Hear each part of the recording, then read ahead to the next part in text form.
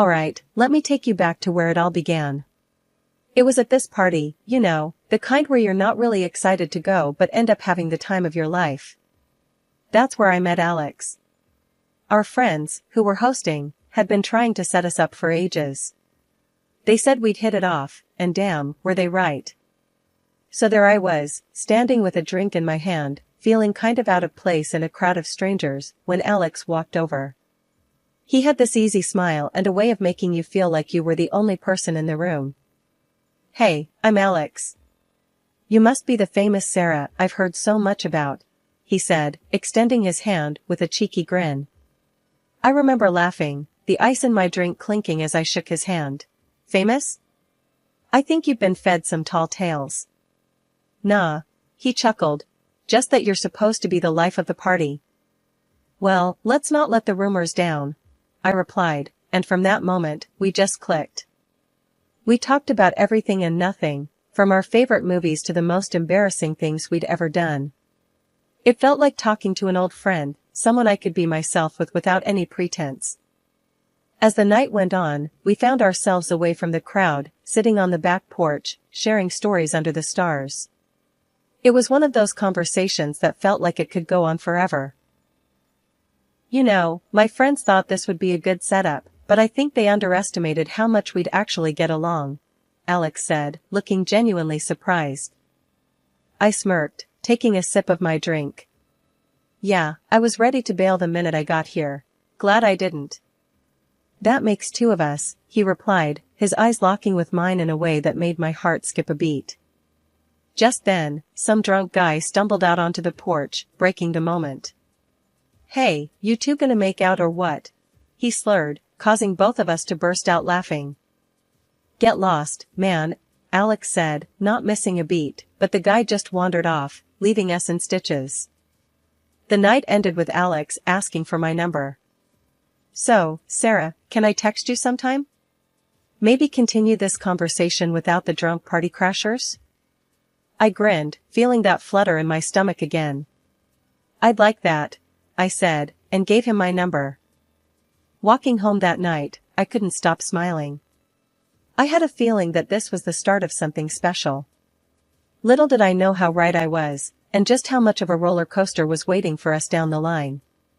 The day Alex and I decided to meet his parents, my stomach was in knots. I knew they were well off, living in a world that seemed miles away from my simple upbringing. Alex tried to ease my worries on the drive over, his hand finding mine as he glanced my way. "They're gonna love you, Sarah. Just be yourself," he reassured, squeezing my hand. "Yeah, if being myself doesn't include being a nervous wreck," I muttered, trying to smile. We pulled up to a house that looked more like something out of a magazine than a place where people actually lived. It was massive, the kind of place with more rooms than you'd know what to do with. As we walked up to the front door, Alex gave me an encouraging nod, and we stepped into the lion's den. His mom, let's call her Elaine, greeted us with a smile that didn't quite reach her eyes.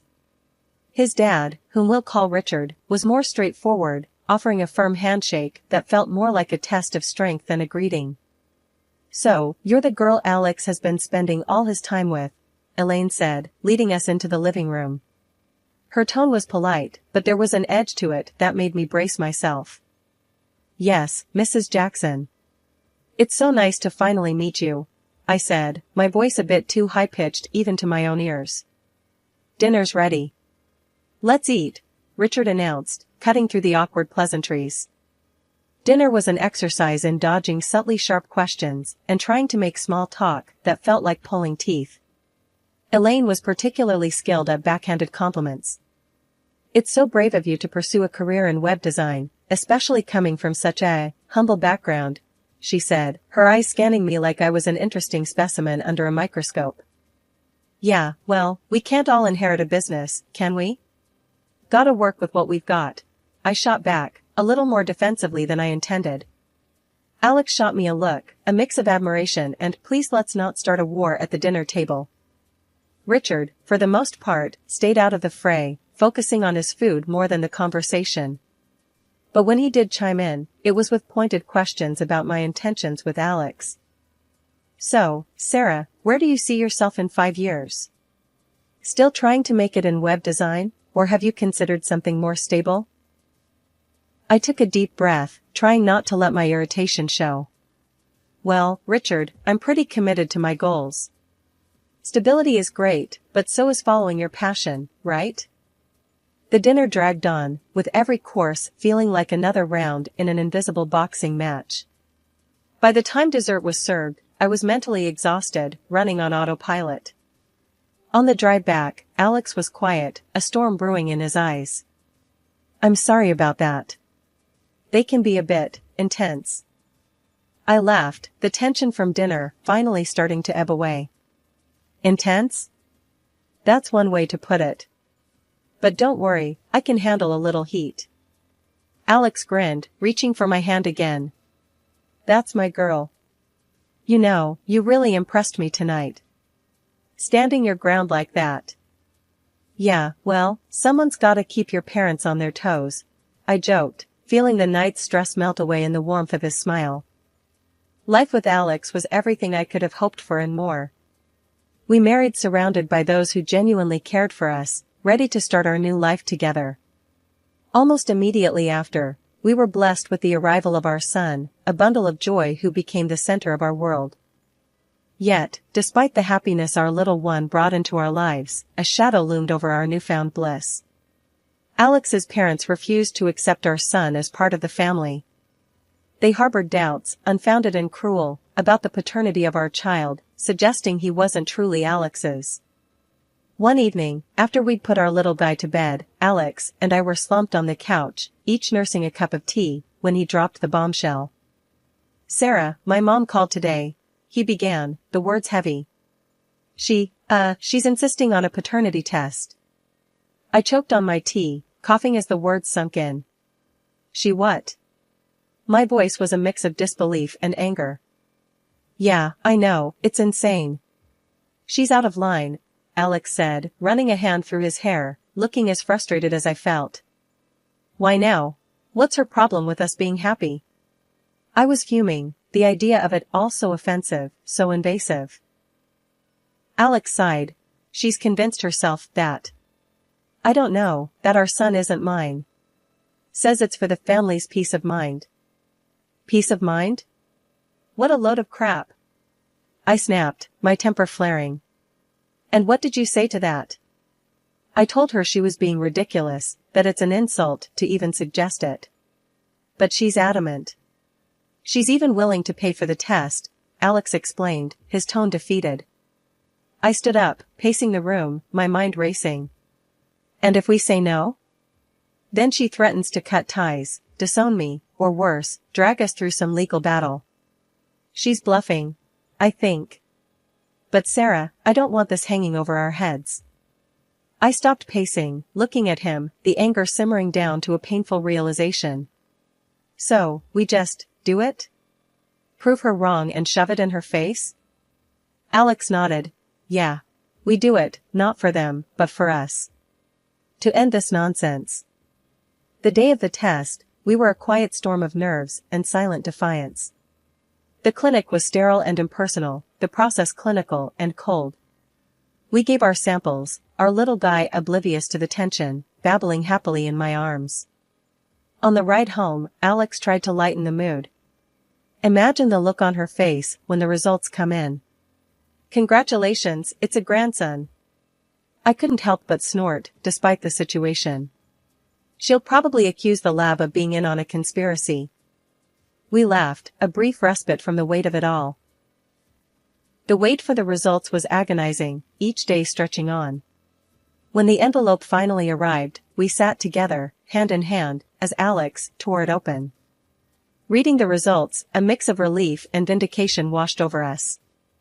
99.99% Alex was indeed the father. I grabbed the phone, dialing his mother's number, before I could second-guess myself. Mrs. Jackson, you might want to sit down for this. The test results? Alex is the father. Shocking, right? My voice dripped with sarcasm. There was a pause on the line, a moment of silence that spoke volumes. Well, I suppose that settles that, then, she said, her voice cold, devoid of apology. Yeah, it does. And let me make something clear, I continued, my voice steady and firm. This is the last time you question my family. The next time you want to play detective, maybe start with a mirror. It's been 10 years. Life had settled into a comfortable rhythm for us, despite the lingering shadows of past conflicts. Then, out of the blue, on a lazy Sunday afternoon, my phone rang. The caller ID flashed a name that made my heart sink and my stomach twist into knots: Elaine, Alex's mom. I glanced at Alex, who was sprawled on the couch with our son, both engrossed in some cartoon that involved more explosions than dialogue. He caught my look and mouthed, "Who is it?" When I showed him the phone, his eyebrows shot up in surprise.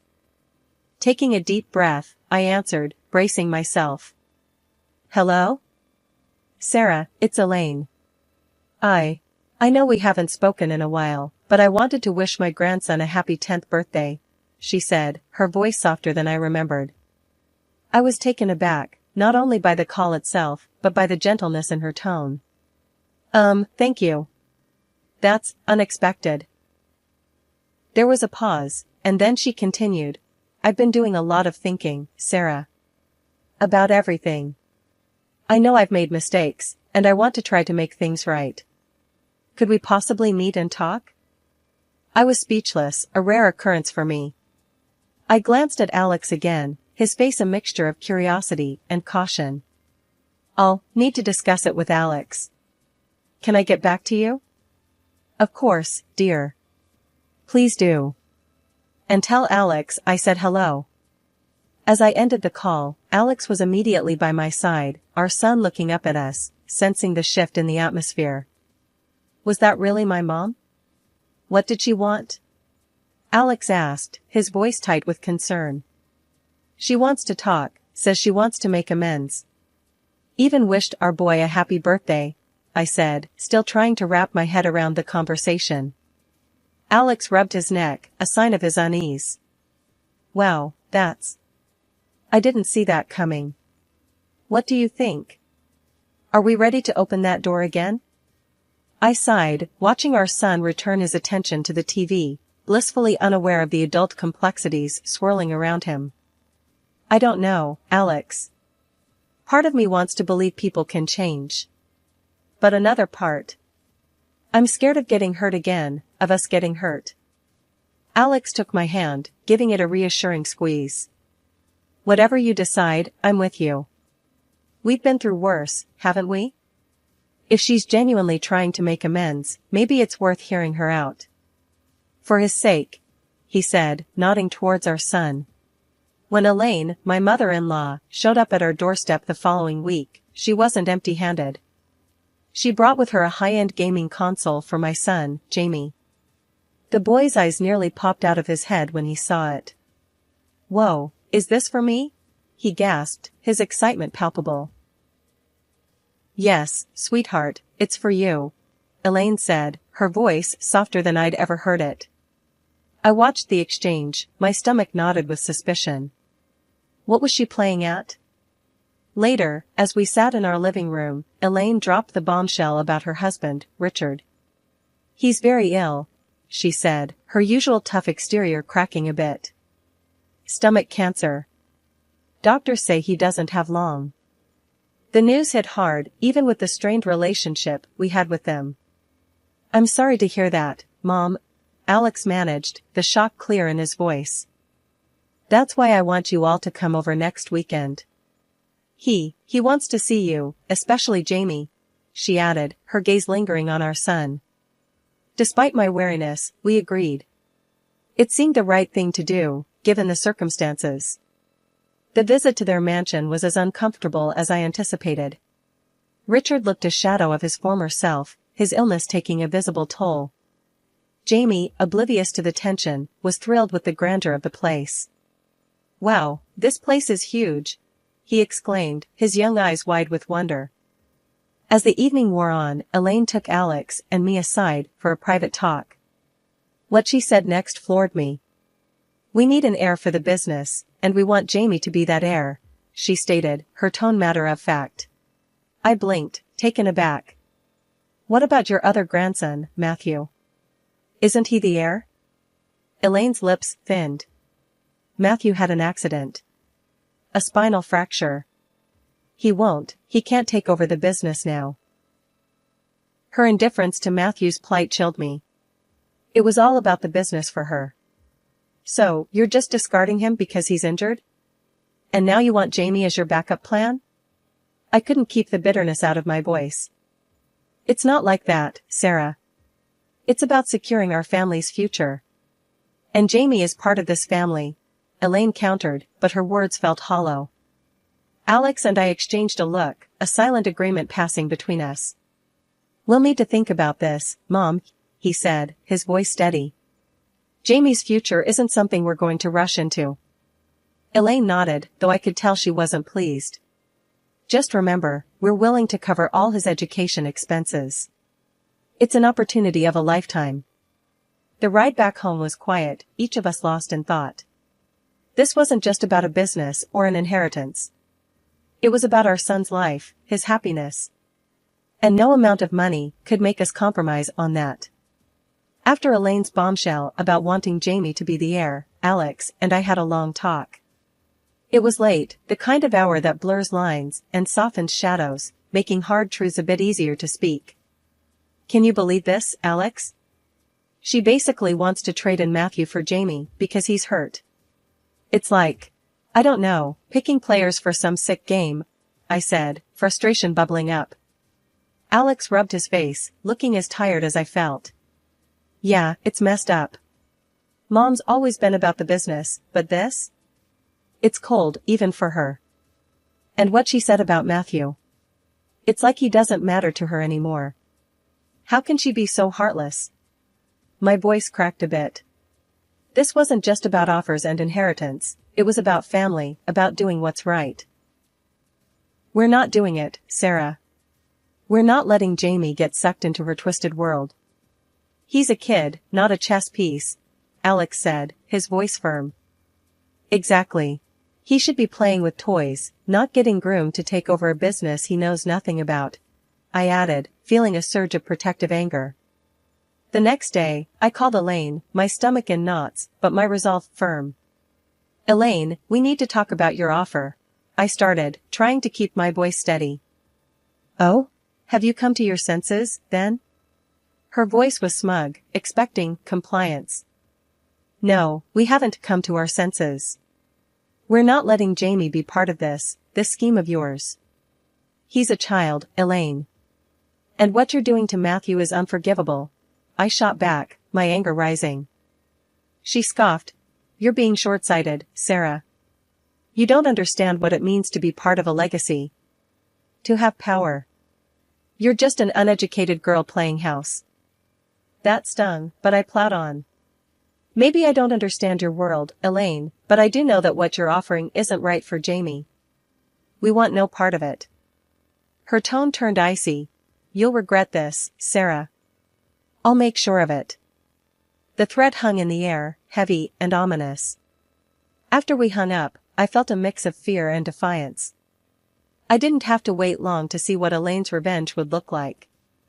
The very next morning, a knock at the door revealed two social workers, their badges and serious expressions a prelude to trouble.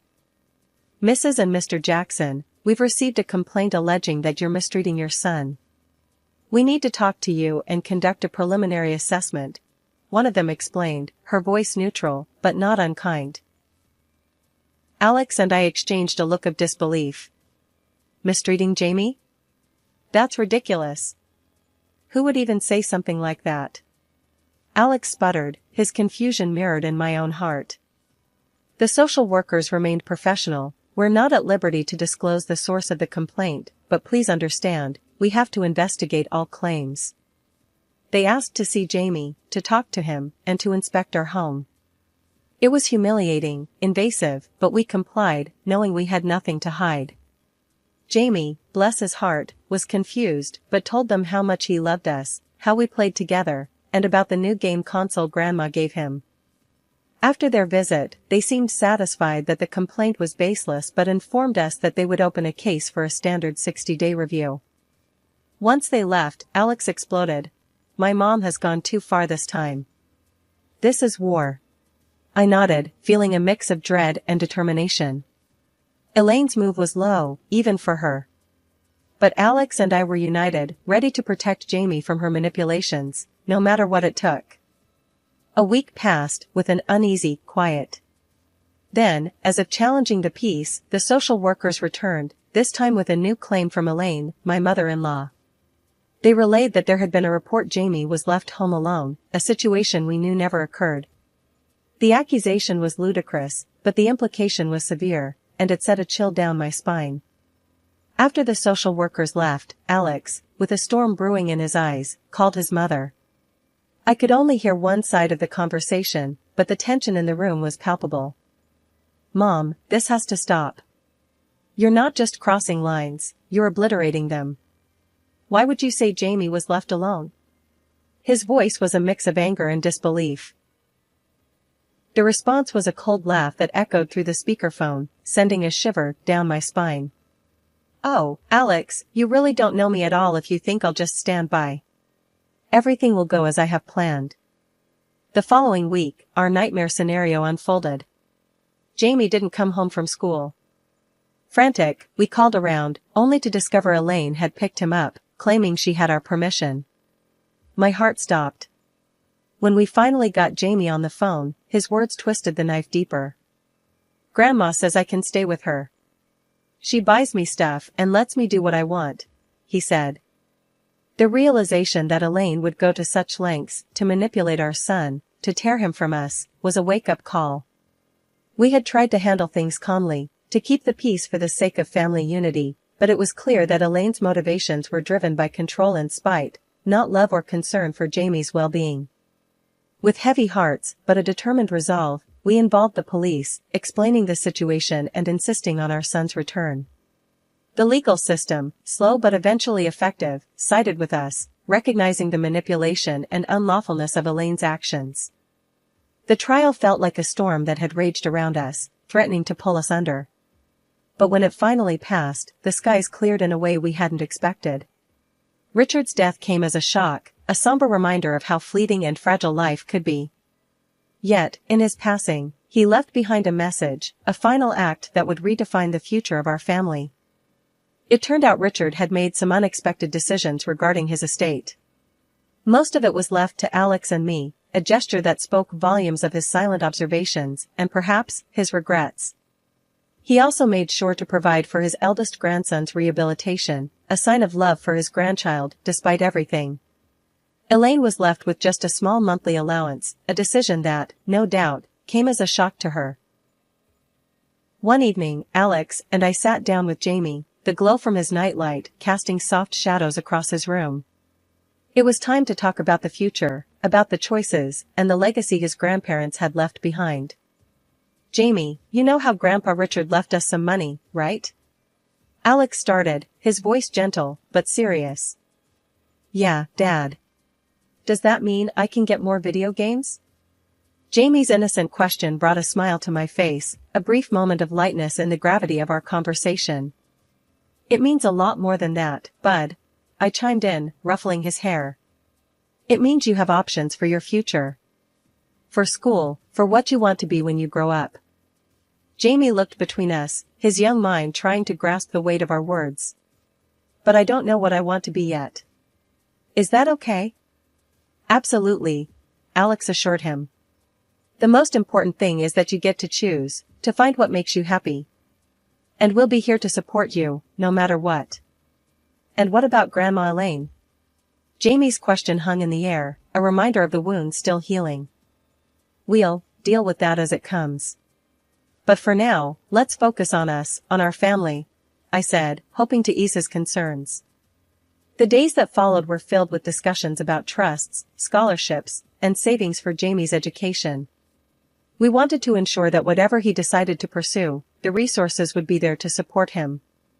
It wasn't just about securing his future financially, it was about giving him the freedom to dream, to explore, and to become whoever he wanted to be. As for Elaine, the relationship remained strained, a bridge partially burned by past actions. Yet, we held out hope that time might bring healing, might soften the sharp edges of conflict and misunderstanding. For Jamie's sake, we remained open to reconciliation, to finding a way forward that could include her, albeit with boundaries firmly in place.